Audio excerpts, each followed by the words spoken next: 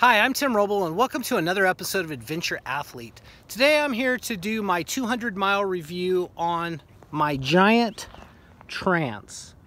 Now, I got this bike about 3 weeks ago, and I cycle between cycling 1 week and running and swimming the next.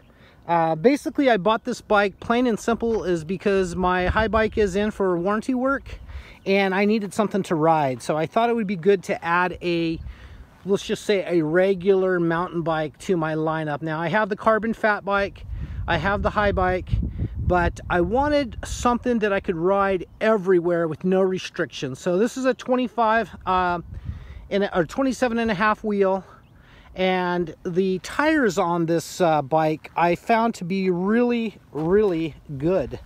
They're the Maxxis High Roller 2s, and this bike came tubeless, and I had it set up with the orange sealant is what I use on my bikes.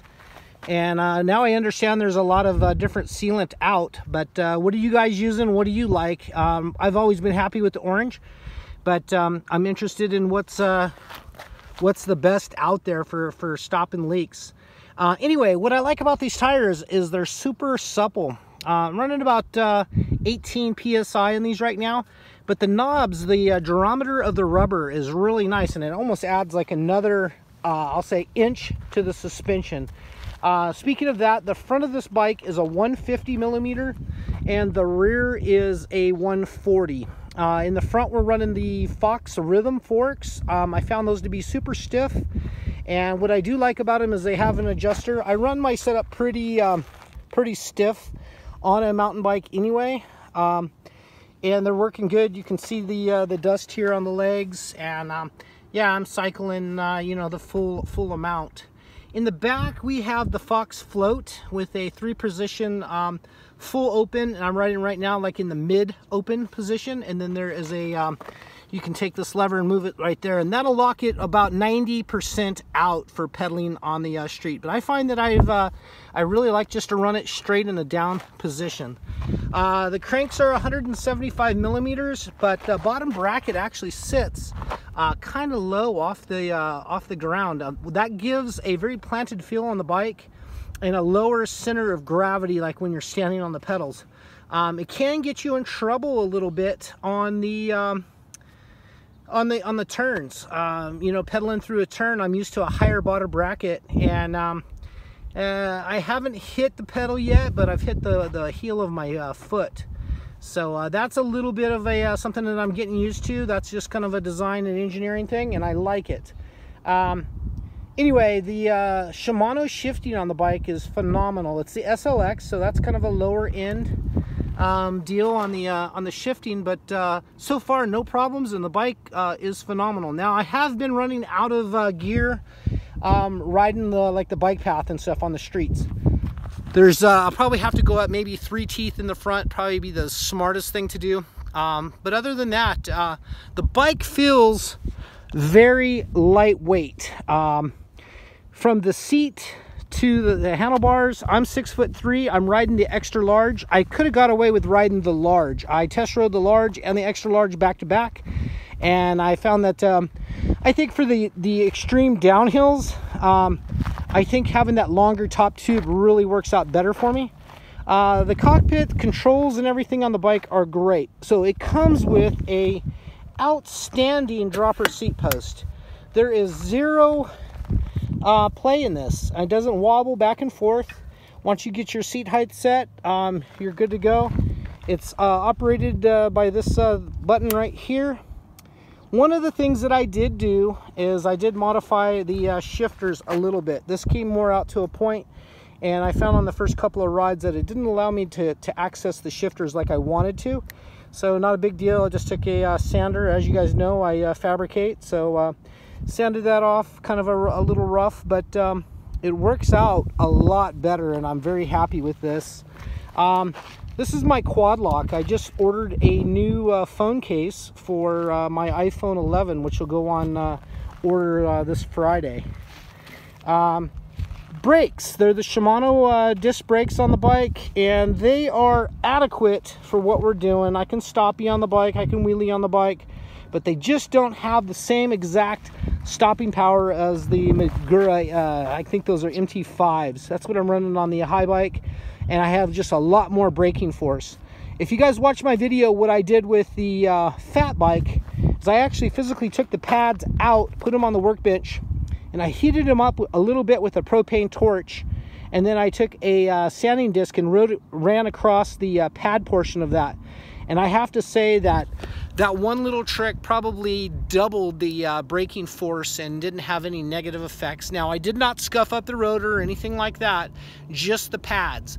And that's, I just got some of the oils and stuff that was out of them and then put a new finish on them, and that seems to work out really well. The pedals are just something that they had in stock. I needed something to ride for the day.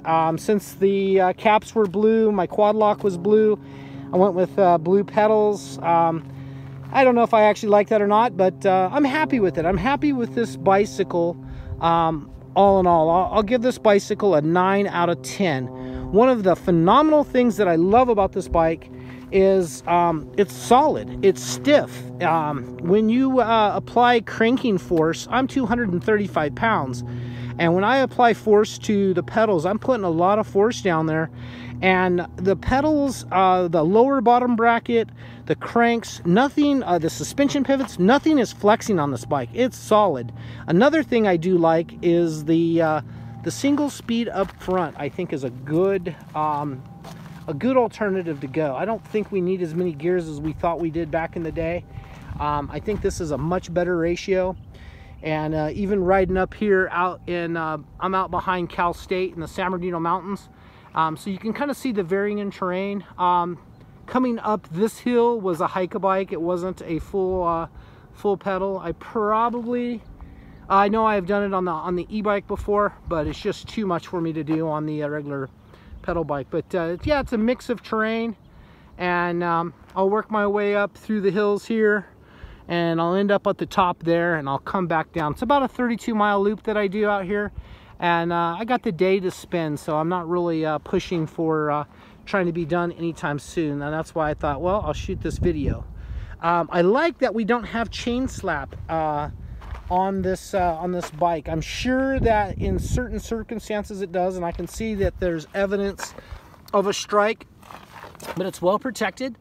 All of the cables are internally routed on this bike, so it just makes a clean look. And once again, like when I go off a jump, off a curb, this bike is not making any noises. It's not rattling, it's not clanking, there's nothing that sounds like it's creaking or loose or weird. Super tight platform. Now, to what I don't like about the bike. This seat could be used as an anvil or a hammer. It's basically the hardest factory seat that I've ever felt, and I don't know if it's going to break in, or I'm just going to have to money up and go buy something better than what's on it. But that's my only negative complaint, and I'm very picky on what I like, what I ride, setup and everything, and I find that these new bicycles are coming out of the box just outstanding. This is a bike that I have to tell you, price point is about $2,600 and change retail on it. I didn't pay that for it. It's a 2019, so the 20s are ready to hit. For myself, I like to have the latest and greatest, so it was a terrible time for me to buy a bike, but plain and simple, I needed it, and I got a great deal on it, so I guess it all worked out. But other than that, I gotta say, the bike is phenomenal. I'm very happy to have it. Wheels are stiff, suspension's nice. It's just a great all-around bicycle. I'll talk about the grips while I'm looking at that right now and trying to close this out. The grips are like a real cool stiff lock-on grip, and they have enough like flex and padding in them that it really is nice on the hands. I do ride in gloves, and everything is really nice. Fit finish on the bike is great. I think this trunnion, I think they call that a Maestro full floating pivot. It's basically a trunnion mount for a shock. That actually stiffens up the suspension quite a bit from side to side and allows it nice. You look at the welding on this, get out of the shadow here. The welding on the seat tube and everywhere on the bike. Nice fat. This bike is aluminum, and I will say I can't believe how light the bicycle is. I don't put it on in pounds. I haven't watched other people's reviews of the bike. I'm just giving you my bare bones. Here's about 200 miles on the bike, and here's what I think about it. And I got to give the thing a 9 out of 10. They missed it with the seat a little bit, but that's a part that we can change out relatively easy. So that's going to be it for now. If you guys got any questions, comments, hit me up down below. Let me know what you think. If you're using a different tire sealant other than the orange, and you want to turn me on to that, let me know.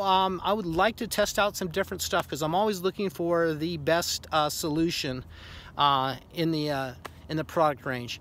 Anyway, I'm adventure.athlete on Instagram also. If you want to follow that, I got a lot of the pictures and stuff and out in nature. If you like this kind of thing, hit like and subscribe, follow the channel. Let's create a good community down here in the comments. I've found that I'm a lot smarter with you guys commenting in and us opening up a discussion and coming up with different solutions that maybe I hadn't seen. So thank you guys for that. I'm going to leave that here. I appreciate each and every one of your views. Thank you guys so much. I'm Tim Roble, and I'll catch you here next time.